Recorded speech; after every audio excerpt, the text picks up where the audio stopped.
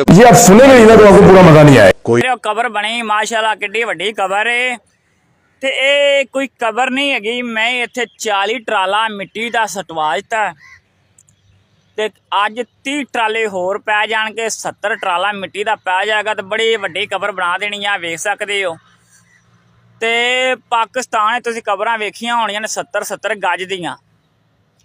असीं तां कदी वेखियां नहीं, पुराने जमाने दियां आ रही ने। लोकां विचों खजाना कढ के लै गए ने, पिछले दिनां दे विच लगाए ने इस तरीके खजाना कढ के। तो मेरा शैतानी ज़हन च आया क्यों ना मैं भी एक कबर वड्डी बना दें, वर्ल्ड रिकार्ड बना दें।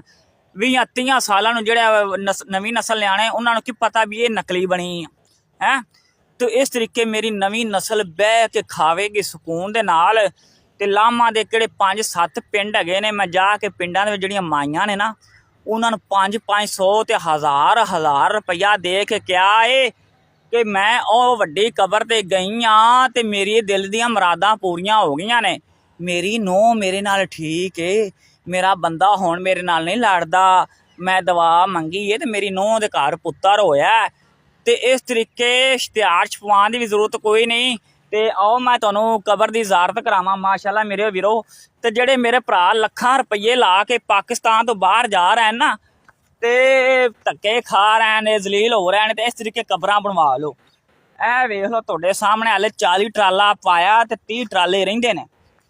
ए वेख लो ते इंदा मैं बड़ा वड्डा दरबार बना लैना ते साडी नस्लां इंशाअल्लाह 7 नस्लां 8 नस्लां बह के खाणगियां जी।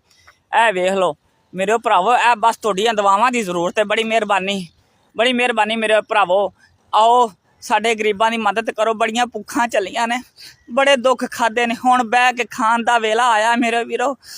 ए मेरा ज़हन गल एडा शैतानी ज़हन ना मेरे प्यो दा चलिया, ना दादे दा, ना पड़दादे दा। वेख लो ए जैल जे इंसान दा ज़हन चल गया। इंशाअल्लाह मेरी नस्ल हुण भुक्खी नहीं मरे दी। ਇਹ ज़हन मेरे दादे पड़दादे ਦਾ ਚੱਲਿਆ ਹੁੰਦਾ ਤੇ ਅੱਜ ਅਸੀਂ ਭੁੱਖੇ ਨਾ ਹੁੰਦੇ, ਅੱਜ ਅਸੀਂ ਵੀ ਕਿਸੇ ਦਰਬਾਰ ਦੇ ਗੱਦੀ ਨਸ਼ੀਨ ਹੁੰਦੇ। ਤੇ ਸਾਡੀ ਨਵੀਂ ਨਸਲ ਇਨਸ਼ਾਅੱਲਾ ਗੱਦੀ ਨਸ਼ੀਨ ਬਣੇਗੀ। ਇਹ ਵੇਖ ਲਓ ਇਹ ਕਬਰ ਦਾ ਮੈਂ ਨਾਂ ਰੱਖ ਦੇਣਾ 70 ਟਰਾਲੇ ਮਿੱਟੀ ਦੇ। ਬੜੀ ਮਿਹਰਬਾਨੀ ਮੇਰੇ ਵੀਰਾ।